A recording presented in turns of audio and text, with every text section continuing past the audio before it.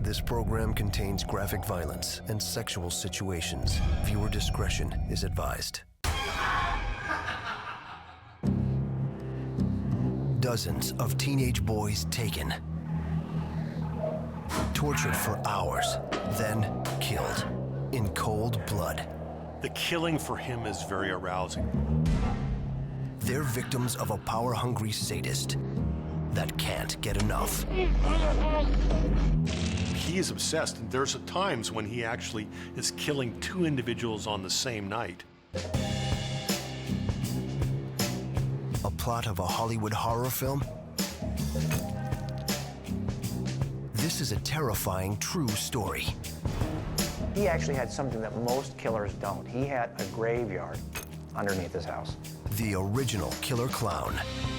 The real monster that came before the movies It, Clown House, and many others. Behind the screams.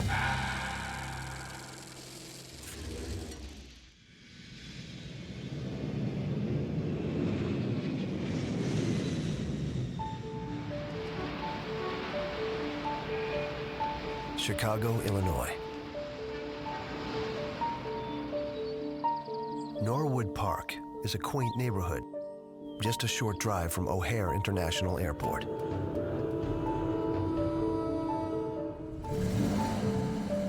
It's a sunny day in 1975 when 18-year-old Johnny Bukovic and two of his friends arrive at the residential office of PDM Contractors. Let's go. The owner often hires young, unskilled workers to keep costs down. Sometimes he doesn't pay them anything at all. Johnny's had enough. Open up! Come on, man, I know you're in there. Johnny! You need to pay me right now! The two men argue for hours. I keep telling you, I have the money. It's just been an accounting problem. You have it? You have it now? No, I have it. Johnny in the threatens account. to expose his boss's sketchy business practices. You're absolutely right. I'm sorry this has happened. Listen, I'll tell But you in what. the end, he realizes he's not getting what he came for. Johnny, I'll give you every penny I owe you. He leaves with his friends. This should be the end of the story. But after leaving his boss's home, young Johnny Bukovic suddenly disappears. The next morning, his parents suspect something terrible has happened. Johnny's father comes across his son's car only a few blocks away from his home, and the key is still inside. Johnny loves his car.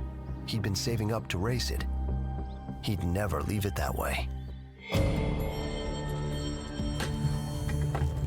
Chicago Precinct 14. The local police receive an urgent call from Mr. Bukovic. He frantically alerts them to his son's disappearance. Unit T, George 5, 2700 block of 150. Arriving at the scene, Officer Burkhardt of Chicago PD approaches the driver's side door. Peering in through the window, he sees a key in the ignition. But there's more inside. The young man's checkbook has been left in the glove box. His wallet is in the center console, and it's filled with cash. It's undeniably suspicious. Still, these abandoned items aren't proof of foul play. Burkhardt heads back to the station to file a report. Weeks later, the police still have no leads. But Johnny's parents won't give up. His father keeps calling the police over and over. Chicago Precinct 14. He remembers his son had a wage dispute and had gone to see his boss. Then, he vanished. But Johnny's boss is someone the police would never suspect. He's a respected businessman and a prominent member of the local community. Still, Officer Burkhardt contacts him about the young boy. The contractor tells him Johnny Bukovic did come to his house with two friends. He says those witnesses can confirm the boy left his place just fine. Where he went from there is a mystery.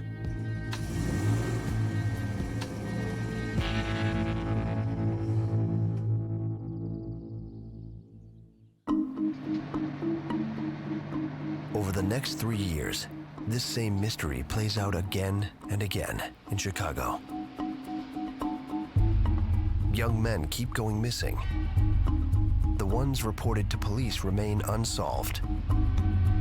This is the 1970s. This is a period of time when hitchhiking was still very popular. It wasn't unusual for people to travel distances, to go periods of time without actually identifying where they were. So it's hard to go back and determine where someone goes missing if you're not sure precisely where they should have been. For a predator that stalks human prey, 70s Chicago is the perfect hunting ground. Street after street of young boys willing to ride with nearly anyone who offers to get them high. Generally, there's a preference for a certain type of victim. They want victims that are vulnerable, victims that aren't going to be sought out quickly by police. So you choose high-risk victims, which is why prostitutes are such an easy target for offenders. Or you get young men engaged in prostitution activities, or you get drifters, people wandering around looking for a job that, they're not from the area. These are very vulnerable individuals, people that will go missing and people won't be looking for them.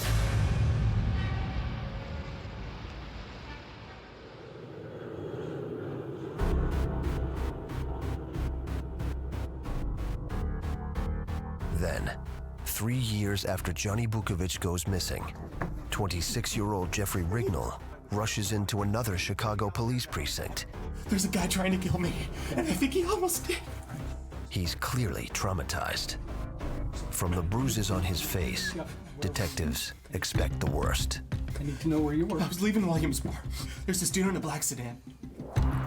Rignall tells them his horrifying story. 2 days earlier, he's walking home when he notices a big black car cruising right behind him. Hey, The driver invites him to hop in and smoke a joint. you want to get high? The man seems friendly enough, All right. Right on. so Rignall doesn't hesitate to hop in. All right. All right, let's go. When we're looking at serial offenders and how they select their victims, oftentimes they're picking very vulnerable individuals. They're reading individuals. They're very good at reading people and what they want. So if this individual is looking for drugs, I'm the individual that can supply those drugs. Then they need to disarm the individual, and they need to get them alone. They need to get them vulnerable. But as soon as the car pulls away, the man pounces, shoving a rag over his nose and mouth. It's soaked with a sweet-smelling liquid, probably chloroform. He wakes several times during the ride, briefly catching glimpses of streetlights on the expressway and signs. Then, the kidnapper puts the rag back over his mouth, and everything goes black. And the worst is yet to come.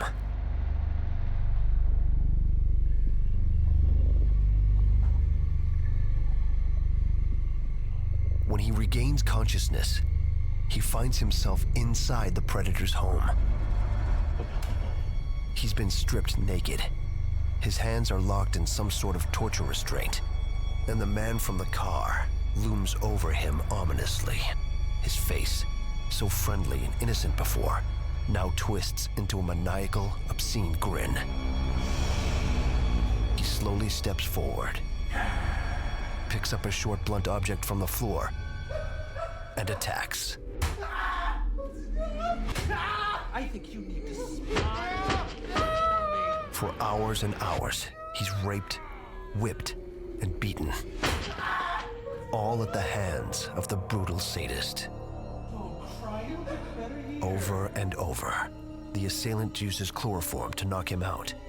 And each time he wakes up, the nightmare begins again. Then, after countless hours of pain, in a rare and inexplicable moment of mercy, the sadistic monster dumps Rignall in a park, alive, but unconscious. Battered and disoriented, the tortured young man goes straight to the police. Can you tell me the ethnicity? He's a white guy. He's a white guy. The detectives believe Jeffrey Rignall's frightening story, Okay, so, sir, right now, all I know is that he was a white man with a mustache. Yeah. Can you tell but without a name, an address, or a solid description of his abductor, there's very little they can do. The one unique detail Rignall does remember, the car, a black Oldsmobile. Also, he remembers seeing an exit sign on the expressway as he drifted in and out of consciousness. The leads are insignificant. For the detectives, it's not enough information to open an investigation. Investigators know they're looking at a serious crime, a crime of battery of one form or another, but they don't have any good clues. They don't have an identity of who this guy actually is. In fact, they have nothing to work with. Angry and frustrated, he takes matters into his own hands and launches his own investigation. He decides to go on a stakeout at the exit ramp he remembers from his nightmare experience. It's a long shot. Thousands of cars travel this busy expressway every day. But if he can spot that one car, he might be able to bring the depraved attacker to justice. What are the odds that you could sit at a location knowing nothing about the pattern of the predator and actually see the same car that was used in your crime? Pretty slim odds. That's why, for the most part, detectives probably wouldn't even take that approach. But here, Rignall decides this is the only approach I can take. I only know one thing about this guy for sure. I know where he snatched me. But it looks like a needle in a haystack. Weeks turn to months, and there's no sign of the black Oldsmobile.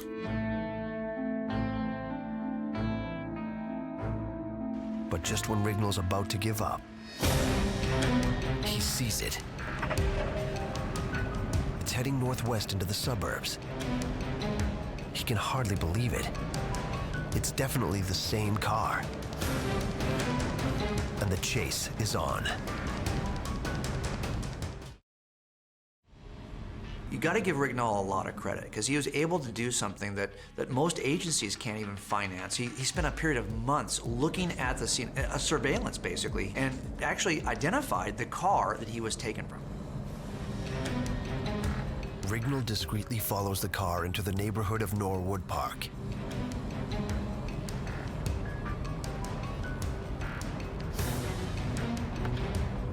As it stops outside 8213 Summerdale Avenue, Rignall is confident he's found the location where he was attacked and tortured.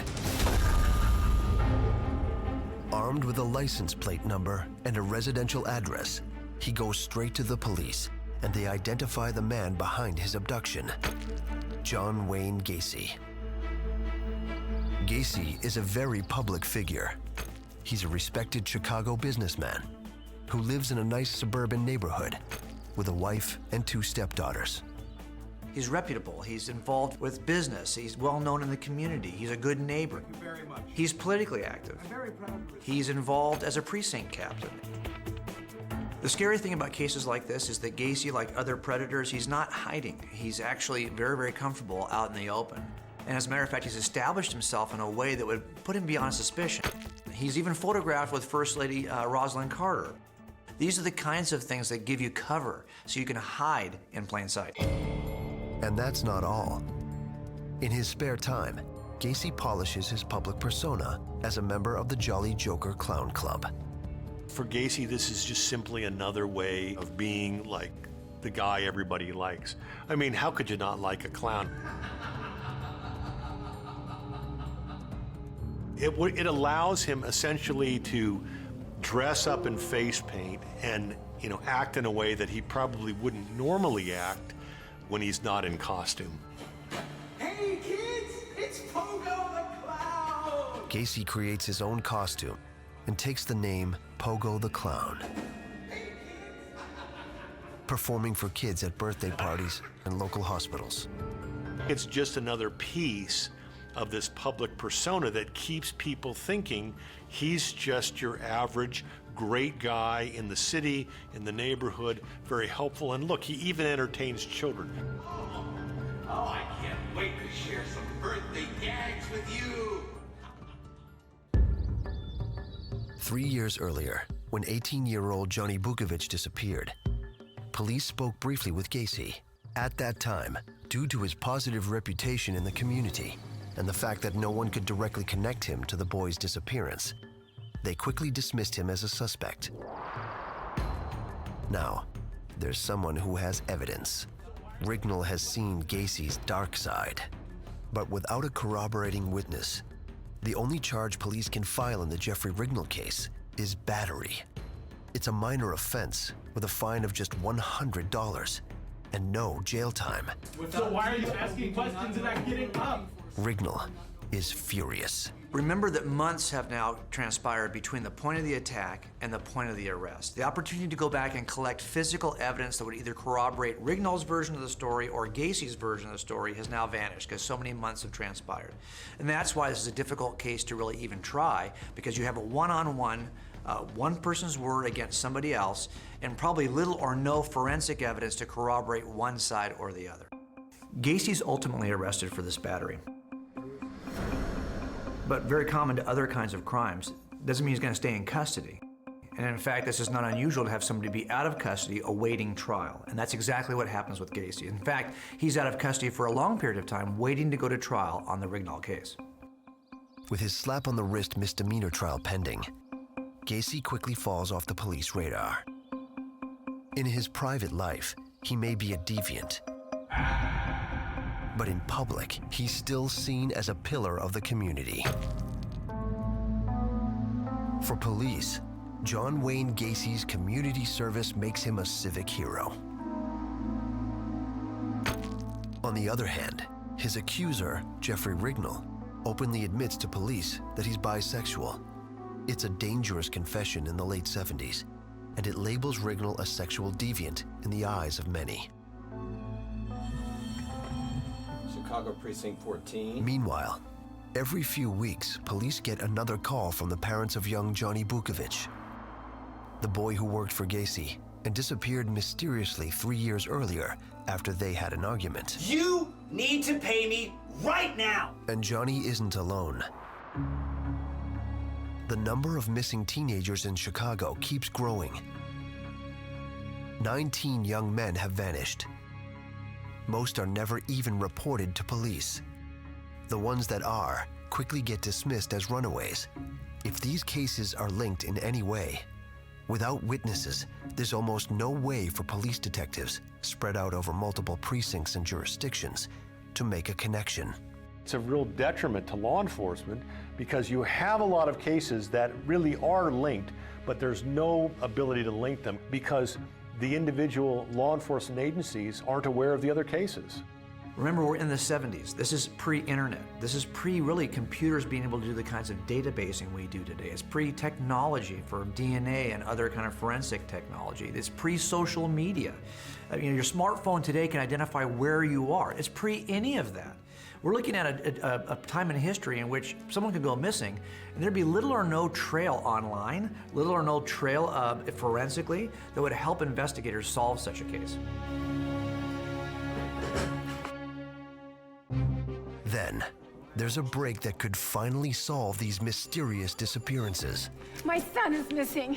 9 months after Rignall's brutal abduction, Des Plaines, Illinois officer Ron Adams takes a statement from a very frightened mother. Please, you've got to help me. Named Elizabeth Piest. She says her 15-year-old son, Robert, is missing. And unlike previous cases, Robert is a model child with no motive to run off. Robert Piest is unusual. He's different than the other missing young men. He's an outlier in the sense that he's the kind of guy who's connected to his family. He's close to his parents. His parents have an expectation when they're going to see him, when they're not going to see him. If he goes missing for a short period of time, they're alarmed. When's the last time you saw him? I went to Nissan's drugstore where he worked. He goes missing on the night of his mother's birthday. It's very unusual for Robert. They've got a close relationship, and they don't expect this kind of behavior from him. And for that reason, the detectives take this very seriously. Earlier that evening, Mrs. Piest is waiting to drive her son Robert home from his current job at a local pharmacy when he asks her to wait a little longer. I gotta meet with him. It's gonna be twice as much as the pharmacy job. are you Really meeting good with? money, Ma. 2 minutes. Who are you meeting with? He says he has a lead on a new job for the summer. He runs off to talk to the potential employer.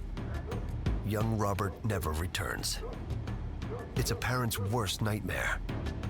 And his mother has no idea how real and terrifying this nightmare truly is. Her son's current boss says the name of the man Robert went to see I had a guy in here before. He was talking to me about some shelving. It's a contractor. Yeah. is John Gacy.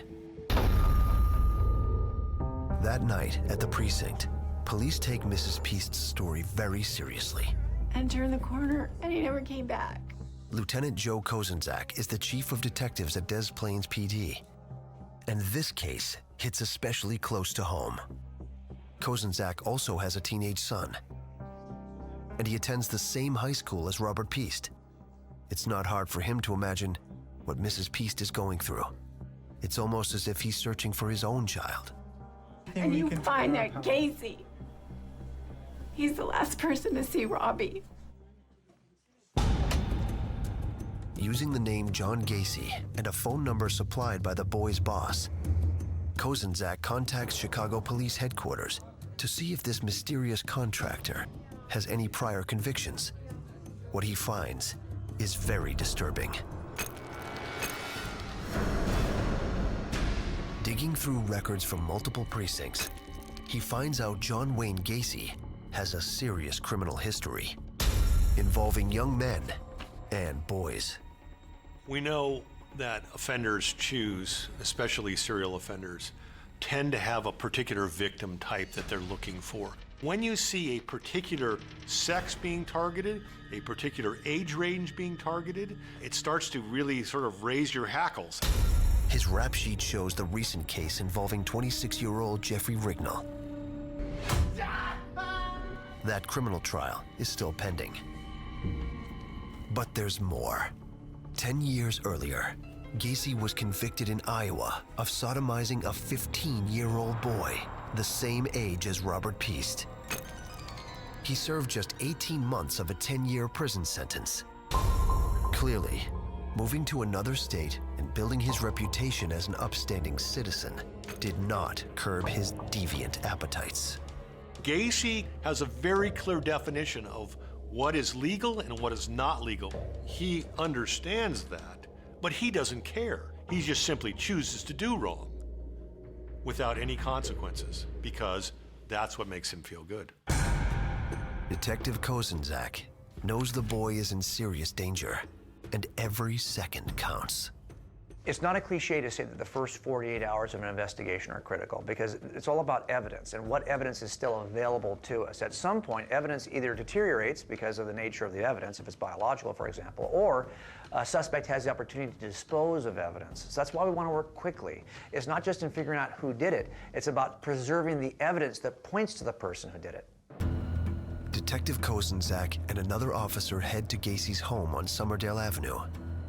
They want to question the suspect face to face. They're also praying they'll find teenage Robert inside the man's home, unharmed. Hi, Mr. John Gacy? Yes? But when Gacy opens the door, there's no sign of anyone else inside. He spoke with you? No, I don't. The contractor denies ever meeting Robert Piest. He says his uncle just died. He doesn't have time to talk about missing boys he's never met. Gacy wants them to leave so he can speak to his mourning mother. This may not be a good time, sir, but we just need to clear a few things up. Lieutenant Kozenzak is suspicious. He thinks this story is smoke and mirrors. Deceased uncle or not. I need you to come down, sir. Kozenzak knows Gacy's hiding something. Detectives are always looking for some form of evidence in everything they do. Sometimes that evidence is just behavior. It's just what somebody says and how they say it, the things they chose to say, the things they could have said but chose not to say, expressions. These are the things that are important to detectives. But Kozenzak can tell he's not getting any more out of Gacy right now. He asks the contractor to come to the station and make a formal statement later that evening. Fine. Reluctantly, Gacy agrees. Gacy's criminal record makes his possible involvement in the disappearance of Robert Piest very disturbing. But it also gives Lieutenant Kozenzak hope. The contractor may be a sexual predator, but there's no evidence he's a killer. Robert may still be alive, but the clock is ticking. Kozenzak needs a search warrant now. The problem with many of these cases is trying to develop enough probable cause to write a search warrant so you can actually find the evidence you need to make the case. And if you're standing on the outside, you don't have much information to begin with, it's hard to do that. This offender is not going to stop, and your concern as an investigator is, what can I do now to get this guy identified and get him stopped? Lieutenant Kozenzak contacts the state's attorney. He's short on physical evidence, but Gacy's criminal record and the witness testimony that says Robert went to speak to the convict contractor right before he disappeared is enough to secure the warrant he needs. Hey, fellas. Later that day, when Gacy finally shows up to make a formal statement, his demeanor is calm and confident. He has no idea he's walking into a trap. He sees himself as infallible. There's no way the police are going to catch me. I am just that good. That's the way he looks at himself. And oftentimes that's the undoing for individuals like this. Kozenzak serves him the warrant and requests the keys to Gacy's house and vehicles. You can't do this. Gacy's volatile reaction says everything. You can't have my keys. I know your boss. I will have your jobs for this. There's obviously something he doesn't want them to see. You have no idea who you're dealing with. Gacy is clearly a very clever, cunning man, but there's even something more disturbing about it. There's a sense here that Gacy thinks that he's got more experience in this than the people who are investigating him. And he acts that way. He's very bold, he's very brazen, he's leaving things out, he's not covering all of his tracks. There's a sense that he's very comfortable doing what he's doing. With Gacy at the station, Lieutenant Kozenzak heads to the contractor's home. His heart is racing. It's been nearly 2 days since 15-year-old Robert Piest vanished.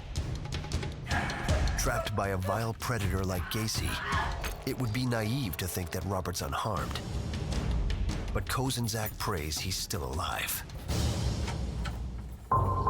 Stepping inside, Kozenzak and the other detectives spread out. Going room to room, they search every inch of Gacy's home. Detectives are always trying to connect the dots. You're trying to find those pieces of evidence that connect your victim to your suspect, especially if the suspect has denied having any extended contact with the victim, or has maybe even denied knowing the victim. I'm looking for something that betrays the lie. That can be personal property from the victim. It could be his jewelry. It could be clothing from the victim. It could be anything like this that connects victims to suspects. They find gay pornographic videos, magazines, and sex toys. A set of nickel-plated handcuffs, and something far more disturbing. A 2x4 with human restraints at either end. It's a device someone like Gacy might use for sexual torture. But that's not all they find. In the kitchen trash, there's a film developing receipt from Nissan Pharmacy, where Robert Piest worked. Gacy also has a suspicious assortment of personal effects that clearly are not his own. A class ring with the initials JAS. Underwear that's too small to fit a man his size. And a blue hooded coat, similar to one Robert Piest wore the night he disappeared. Then, while pulling items from a closet, Kozenzak sees something unexpected. A trap door leading down under the house. Reaching down, he slides his hand under the door and slowly begins to lift it up. Robert could be trapped below, or worse. Is this a crawl space or a deadly tomb?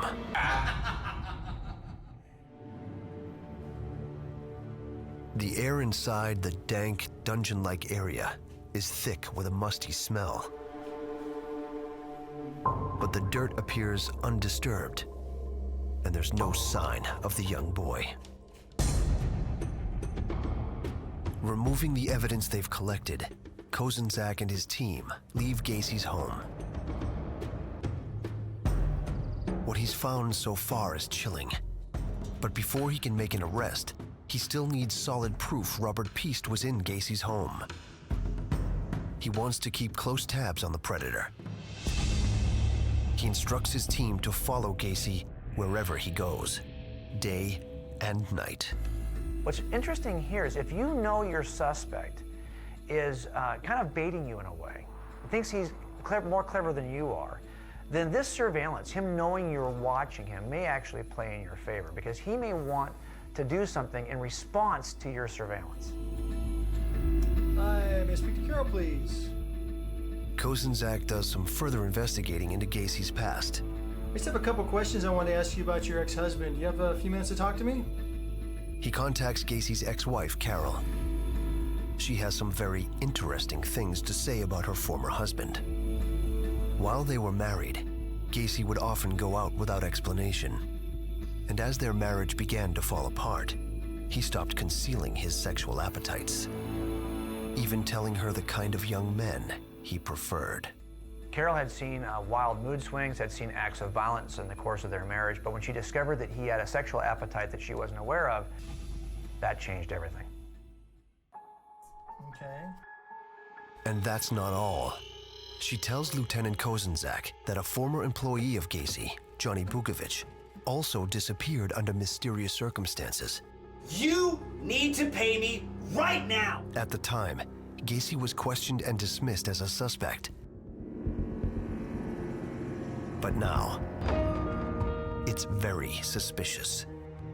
The list of missing boys connected to Gacy grows bigger and bigger. Oh, Mrs. Piest. Hi, Detective. Then, Kozenzak gets his big break when Robert Piest's mother checks in on the status of the case, and she has some new information. Robbie had a receipt. She remembers that the night her son disappeared, a coworker put a Nissan Pharmacy film developing receipt into the pocket of Robert's blue coat. Kozenzak is stunned. He races over to the table of evidence, and right there, in an evidence bag, is a Nissan Pharmacy film developing receipt. It's the smoking gun he's been searching for. He immediately calls the pharmacy and confirms. 323-1349. It is a match? Fantastic, thank you. The numbers on the receipt found in Gacy's home perfectly match the film envelope at the store. Gacy said he never even met the teenager. But this is undeniable evidence. Robert Piest was in Gacy's home.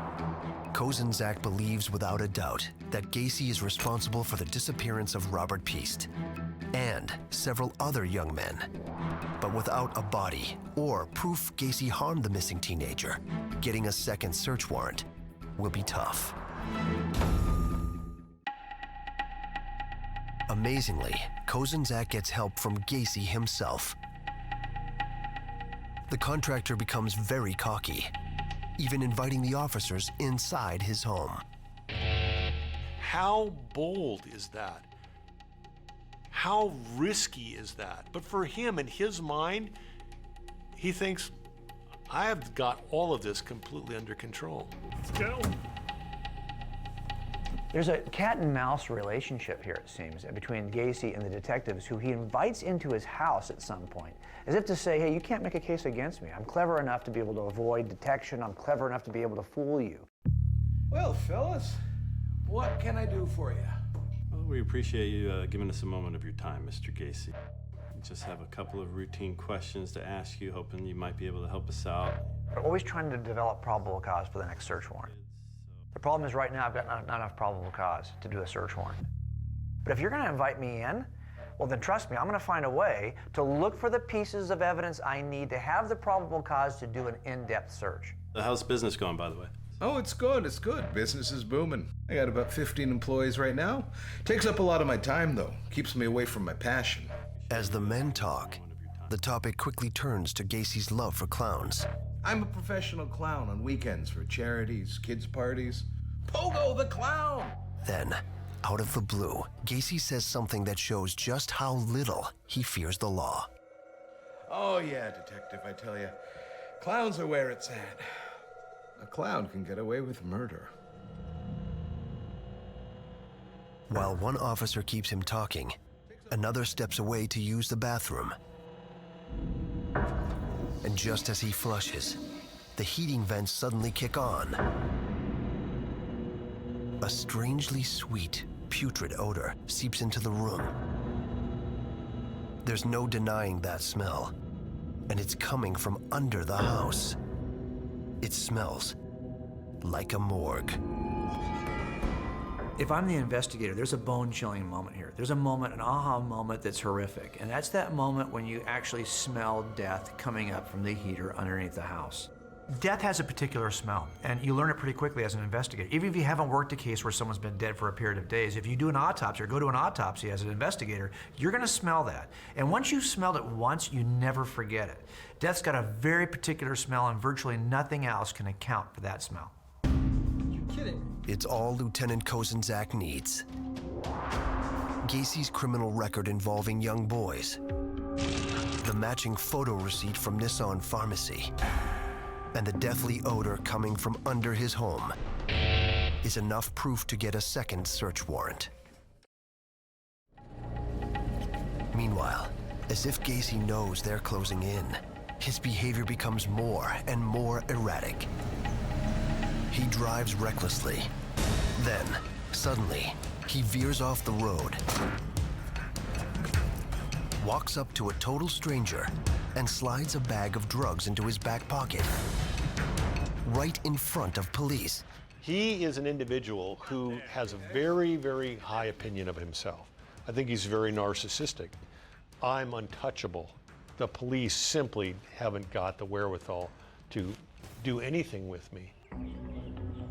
Amazingly, with all the evidence mounting against Gacy in the disappearance of several young men, Come on, is this really necessary? it's a simple drug offense that gets him arrested. Now, with Gacy in custody and armed with a new search warrant, this time with a team of evidence technicians, Kozenzak has entered Gacy's home again. And there's no question where they'll begin the search. The crawl space under the house.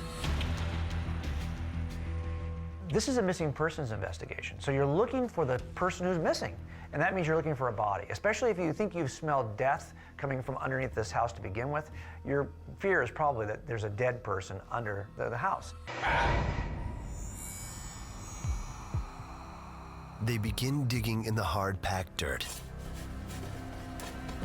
Almost immediately, they find something truly horrifying. A human bone. And the more they dig,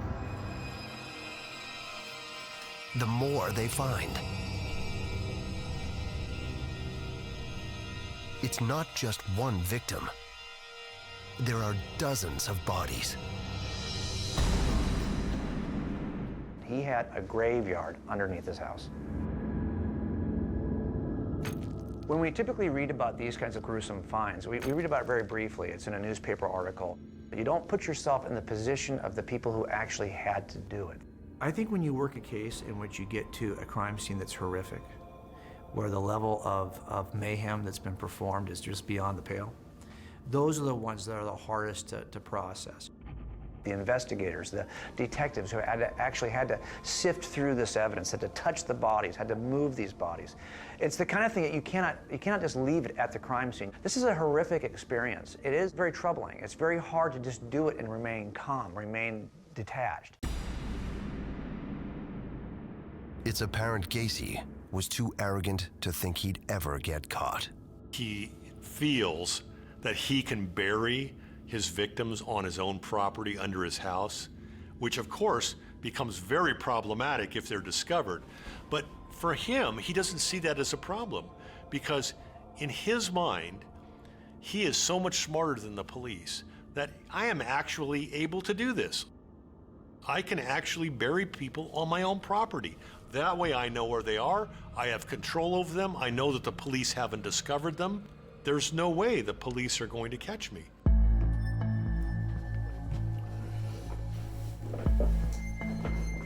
Mr. Gacy. Kozenzak returns to police headquarters and confronts Gacy with their discovery. We found multiple bodies. Kozenzak is staring into the cold, dead eyes of a psychopath. One of the hallmarks of being a psychopath is this complete lack of remorse for the victims and their abject lack of empathy for the victims. They simply do not care. What they're interested in is what's important to them. So if torturing somebody is important to them, then they're going to engage in it. Killing somebody means almost nothing to them. Boy, he was a pain. Kind of had it coming. In Gacy's case, despite the fact that the police had dug up these victims out of his crawl space and from underneath his house, Gacy is completely unaffected by the enormity of what he's done. I showed him the rope trick. You use a rope, but if you just use your hands, they struggle way too much. If it feels good to Gacy, that's all that matters. How the victim feels is unimportant. The victim is just a tool I'm using to feel good. And when I'm done with the victim, I just dispose of them. They're just like trash. I get rid of them. And I don't have any more concern about dumping this young man under my house and throwing quicklime on him than I would with throwing away a cardboard box. You do a little double loop, and you put a stick in there, and then you twist it. Gacy casually admits he strangled Robert Piest and threw his body off a bridge, just like a piece of garbage. There was no room under the house. For serial offenders, people are simply objects to be used, to be stepped on, to be hurt, and there's no empathy, no thought about that. They're predators, and they are only out for themselves.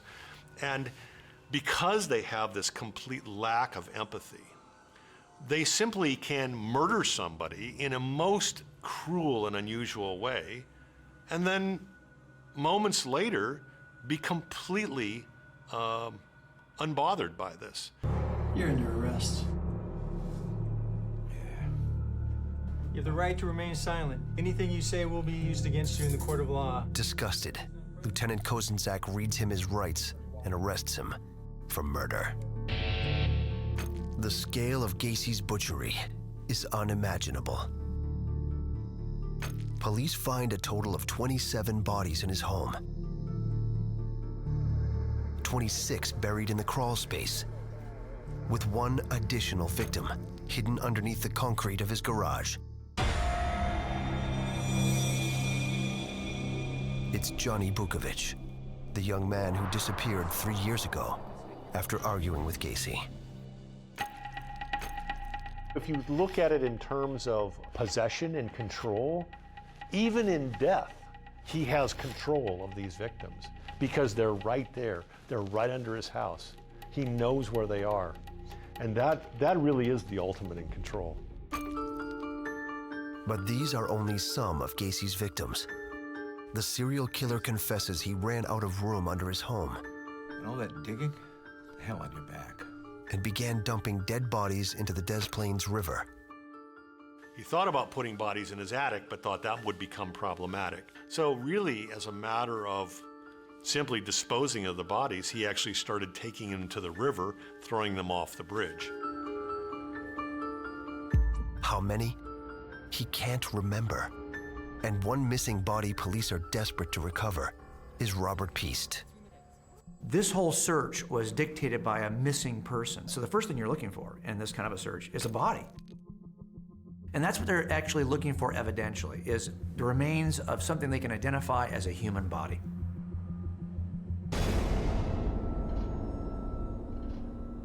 Over the next 5 months, police pull body after body out of the river. Then, finally, they discover young Robert's remains. And in a cruel twist of fate, His final resting place is in an area of the river he and his father used to travel by canoe. It's much needed closure for the victims' families and Lieutenant Joe Kozenzak. At least now, Gacy will finally answer for his crimes. March 1980. After 5 weeks of testimony from more than 100 witnesses, jurors began deliberations. There was no doubt Gacy killed all of the boys, but was he legally insane when he did it? Gacy ultimately admitted to these killings. So the issue is not whether he did it or not. The issue is, was he crazy? Is that his excuse? Can he use insanity as his plea? Can he use insanity as his way out of any kind of a criminal charge? The problem, of course, is if you look at the history of how he did these murders, the methodical way, he's got a very consistent pattern. He does things the exact same way. Only when he makes small changes in his pattern does he expose himself to risk. These are the maneuvers of somebody who's clever, not crazy. In just 2 hours, jurors returned a verdict. We, the jury, find the defendant, John Wayne Gacy, Guilty on all 33 counts of first-degree murder.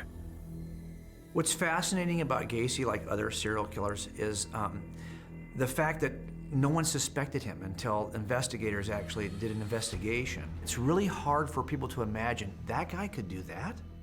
Really? You're telling me that this guy who I know and I go to business meetings with and I've been involved in political fundraisers with, I know this guy pretty well. He's capable of that? No way. It shocks us. What people really want is when we have a serial killer, when we have this really disturbing series of murders, we want the behavior in that crime to match the complexity of the offender. We want to see the monster. We want to be able to recognize that we are dealing with a serial killer. The fact is that almost never happens. It almost never happens. The reason that these individuals are so successful is that they look just like you and I. They aren't the monster. They're your next door neighbor who has that secret life. They've got the public life, and that's the life they let you see. That's why neighbors are always talking about on television shows. He seemed like the nicest guy. He always said hi to me in the morning. He was always walking his dog, took care of his garden. That's the public face that we get to see for these guys. We never get to see the private life or the secret life for these individuals. And it's very disturbing for people. They want to know that if I see a serial killer, I can recognize him. It's never gonna happen. That's what makes serial killers successful, is that they don't look like the monster. They just look like you and me. And sometimes really, you know, they're the antithesis of what we would think a serial offender should be like. It's hereby recommended that the defendant be executed. John Wayne Gacy, considered one of the most vicious serial killers in U.S. history, was sentenced to death. Even when they're pushing the cocktail, the deadly cocktail, into his arm, he's being executed, he still is taking control. He still tells them, "Kiss my ass." He still thinks that he's in control. And that really was the hallmark of his entire career. Gacy's vile acts, his unquenchable appetite for young men, and murder, and his bizarre fascination with a favorite children's entertainer, clowns, has completely changed the way we see these previously innocent, painted performers. And this new face of horror continues to inspire countless villains, each one more disturbing than the last. There's something horrific about the clown figure that Gacy represents. And our culture has kind of exploited that. You'll see costumes now on Halloween that are evil clown costumes. That all stems and starts with Gacy. That's what makes serial killers successful, is that they don't look like the monster. And sometimes really, you know, they're the antithesis of what we would think a serial offender should be like. A mass grave of missing boys, sadistic sexual torture, and a clown-obsessed murderer behind it all. These things shouldn't be real, but they are. It's the true story of John Wayne Gacy, the original killer clown behind the screens.